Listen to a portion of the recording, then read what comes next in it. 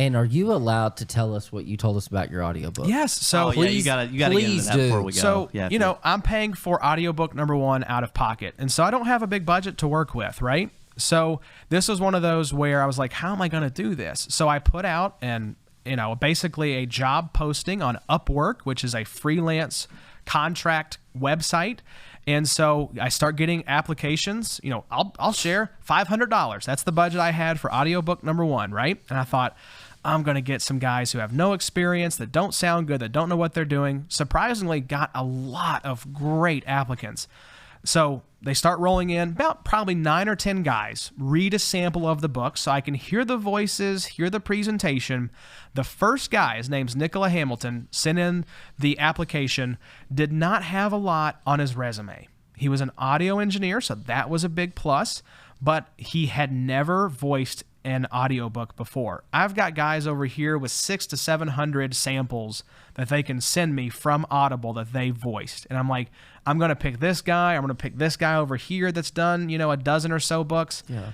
But Nicola, who was the first one to send it in, I kept going back to everyone that would come in after. That's not as good as his. Wow. That's not as good as his. That's not as good as his. Don't you love this story? Well, that's why I love Upwork. We use it for our voiceover for commercials. And what's great about that system is you truly get to find the person you want, and it's going to be within your budget, because the way that it starts is when you put that posting out, it is upfront. Hey, here's how much money I got to spend on what this project is, and here's the description of the project. And so for them to even bid on it means that they're interested regardless of they're interested in the price that you set. That's right.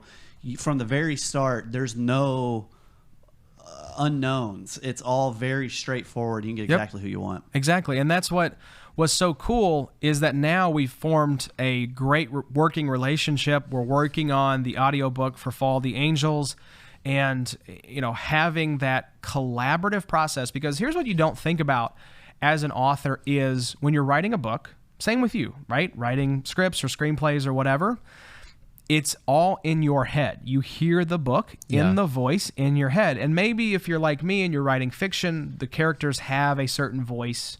So when they're talking, like I said, it's like a movie in my head. So I have one interpretation. What's very cool about doing an audiobook, and why I would recommend every author, self-published or not, do an audiobook, is because getting your work sent back to you, interpreted by somebody else, and getting to hear their take on your material in a voice that is totally different from the one you've heard throughout the entire creation process is amazing. It is such a cool feeling, and the creative energy you get from that experience is just worth the price of admission alone. That's so interesting. It's really fascinating. So check it out. If I know a lot of people say I'm not a big reader, well, if you like audiobooks, you listen to podcasts, that's why we did it as well. We want to reach as many people as we can with this story. So check out the audiobook if you're more into audio instead of reading.